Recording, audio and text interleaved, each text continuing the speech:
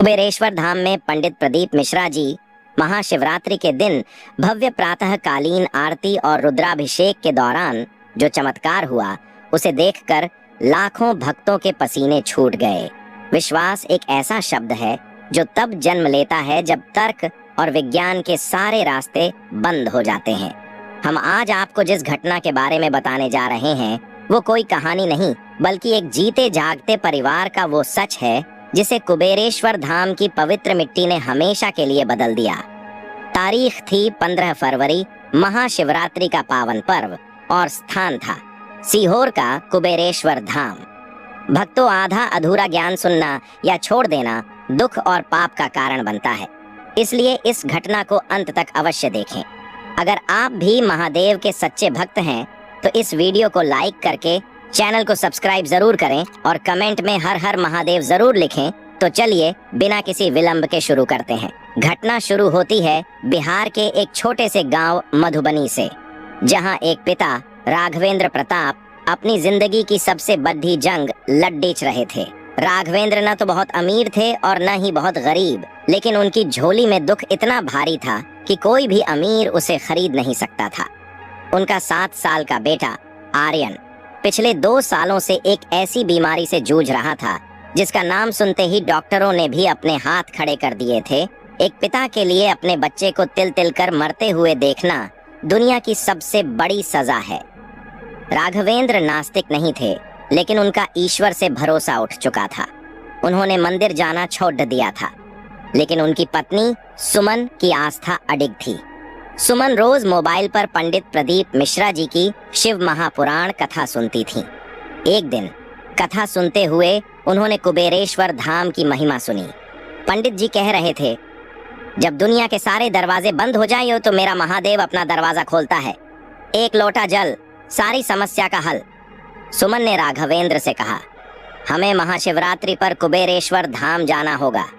मुझे विश्वास है मेरा भोला मेरे बच्चे को ठीक कर देगा। राघवेंद्र ने गुस्से और हताशा में कहा, अस्पताल कुछ नहीं कर पाए तो वहां की मिट्टी क्या करेगी सुमन। लेकिन एक माँ की जिद के आगे पिता की हताशा को झुकना पड़ा, और यहीं से शुरू हुआ वो सफर जो उनकी किस्मत बदलने वाला था।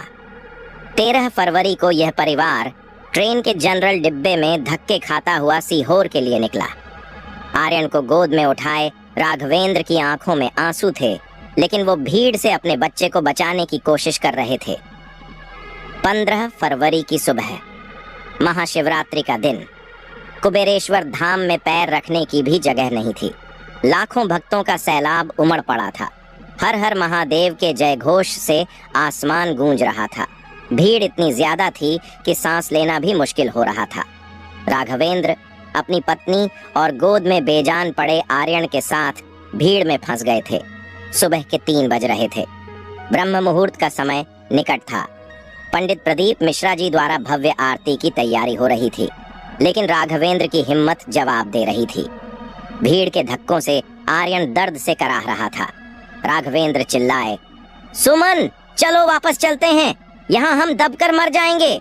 भगवान को हमारी परवाह नहीं है। तभी भीड़ का एक ऐसा रेला आया कि राघवेंद्र और सुमन एक दूसरे से अलग हो गए।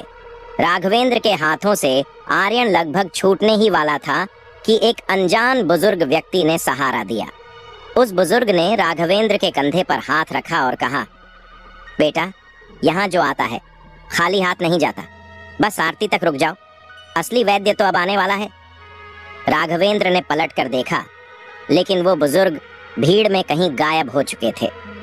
तभी लाउडस्पीकर पर पंडित प्रदीप मिश्रा जी की आवाज गूंजी, शिव वो नहीं जो केवल मंदिर में मिले, शिव वो है जो तुम्हारे विश्वास में मिले। आज महाशिवरात्रि है, आज मांग लो, वो देने आया है।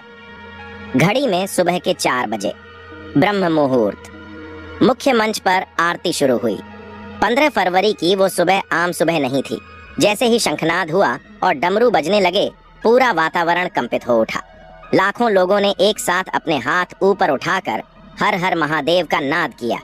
वह ध्वनि ऐसी थी जैसे साक्षात कैलाश पृथ्वी पर उतर आया हो। राघवेंद्र अभी भी भीड़ में पिस रहे थे। उनका बेटा उनकी गोद में अचेत था। जैसे ही आरती के दीप प्रज्वलित हुए और मंत्रोच्चार शुरू हुआ, कर्पूर गौरम करुणावतारम अचानक एक अजीब सी ऊर्जा का प्रवाह हुआ। राघवेंद्र को लगा जैसे उनके पैरों के नीचे की जमीन गर्म हो रही है। उन्होंने अपनी गोद में लेटे आर्यन के शरीर में एक हलचल महसूस की।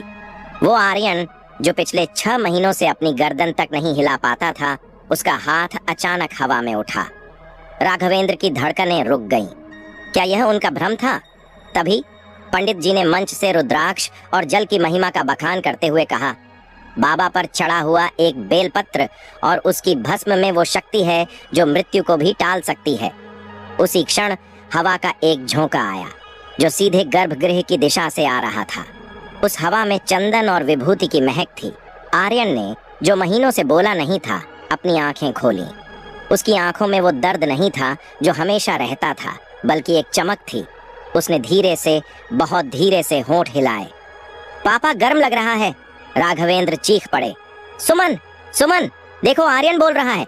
लेकिन शोर में उनकी आवाज दब गई। तभी एक चमत्कार हुआ जिसने आसपास खड़े सैकड़ों लोगों के होश उड़ा दिए। आरती अपने चरम पर थी।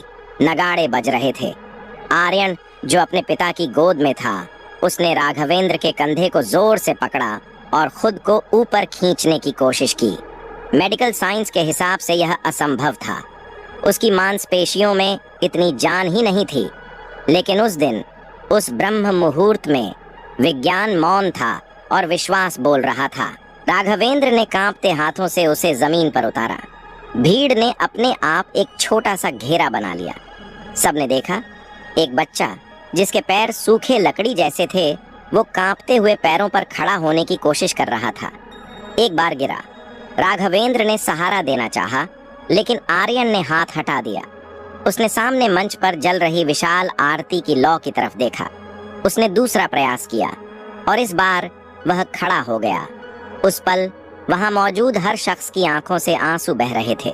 कोई वीडियो बना रहा था तो कोई हाथ जोड़कर जमीन पर लेट गया था। राघवेंद्र वहीं घुटनों के बल बैठ गए और फूट फूट कर रोने लगे। वो डॉक्टर जिन्होंने कहा था कि यह बच्चा कभी खड़ा नहीं होगा, काश वो आज इस दृश्य को देख पाते। सुमन, जो भीड़ को चीरती हुई वहां पहुंची, उसने जब अपने बेटे को खड़ा देखा और वह खुशी का सदमा था। आरती समाप्त हुई।